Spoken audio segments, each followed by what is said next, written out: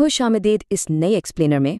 आज हम फर्टिलिटी और हमल ठहरने के बारे में कुछ बहुत ही अहम तिब्बी हकाइक का जायज़ा लेने वाले हैं। देखा जाए तो ये एक ऐसा मौजू है जहां फैक्ट से ज़्यादा फिक्शंस और मिथ्स मशहूर हैं। इसलिए आज हम infertility specialist doctor Zainab Malik की तहकीक और उनके तजर्बात की रोशनी में देखेंगे कि मेडिकल साइंस वाकई इस बारे में क्या कहती है। तो आइए बिना किसी ताख़ीर के इस दिलचस्प हकीकत को समझने का आगाज़ करते हैं। अक्सर देखने में आता है कि जब कपल्स कंसीव करने की कोशिश कर रहे होते हैं तो उन्हें हर तरफ से इतने मुफ्त मशवरे मिलते हैं कि जहनी दबाव पहले से भी ज़्यादा बढ़ जाता है। मिसाल के तौर पर, क्या वाकई तकिए इस्तेमाल करने से, घड़ियां देखकर ठीक वक्त नोट करने से या कोई ख़ास मशक्क़तें करने से हमल ठहरने का अमल तेज़ होता है?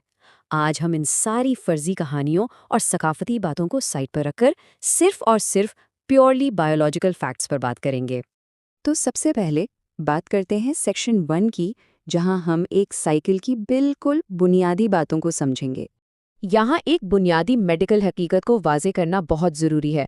लोग अक्सर सोचते हैं कि एक सेहतमंद साइकिल का मतलब सिर्फ और सिर्फ एग्जैक्टली 28 दिन का शेड्यूल होता है।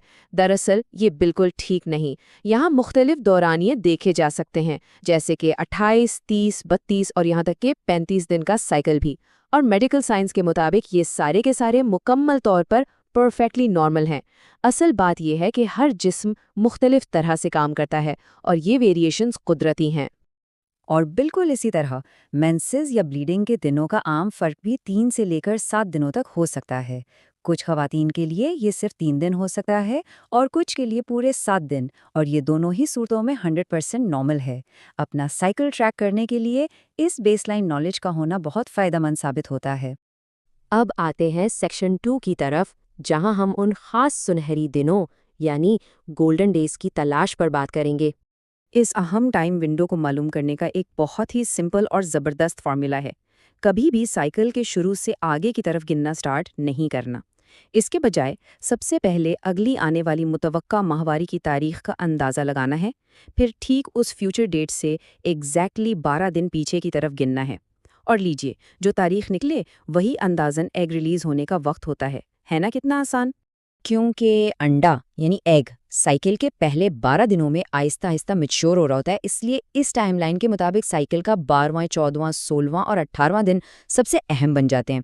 ये हैं वो असल गोल्डन डेज जहां कंसेप्शन यानी हमल ठहरने के इम्कानात अपनी बुलंद तरीन सतह पर होते हैं। ये वो बुनियादी साइंस है जो बगैर किसी परेशानी के बिल्कुल ठीक रास्ता दिखाती है। चलिए अब सेक्शन 3 की तरफ चलते हैं और देखते हैं कि स्पर्म की रफ्तार असल में कितनी हैरत अंगेज होती है। तो यहाँ सबसे दिलचस्प और समझने वाली बात यह है कि स्पर्म की रफ्तार निहायत तेज़ और माइक्रोस्कोपिक होती है।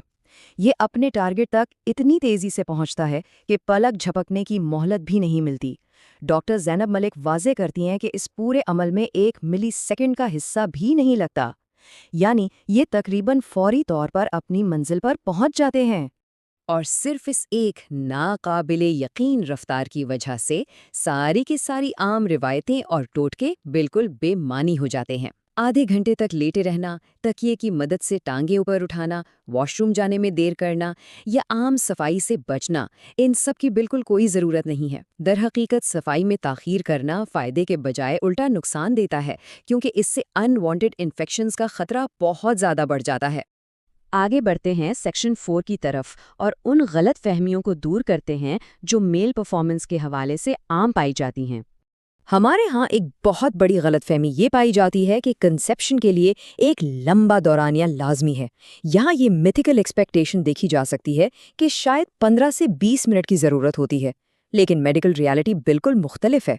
असल में एक नॉर्मल एवरेज सिर्फ 4 से 10 मिनट तक होता है, और हाँ, प्रेगनेंसी बिल्कुल आसानी से 3 से 5 मिनट में भी हो सकती है। ये लंबे वक्त वाली एक्सपेक्टेशन महज एक अफसाना है, इससे ज़्यादा कुछ नहीं। एक और अहम बात, मनी के गाढ़ेपन या पतलेपन का सिर्फ आंख से देखकर अंदाज़ा लगाना बिल्कुल बेमानी है। इस चीज़ का कारकर्दगी से कोई ताल्लुक नहीं होता। ये जानने का वाहिद और 100% ठीक तरीका कि स्पर्म सेहतमंद और मुतहर्रिक हैं या नहीं, एक प्रॉपर तिब्बी सेमन एनालिसिस है जो माइक्रोस्कोप के ज़रिए लेबॉरेटरी में किया जाता है। सिर्फ इस मेडिकल टेस्ट के ज़रिए ही इनकी ताकत और एक्टिविटी की ठीक तशख़ीस की जा सकती है।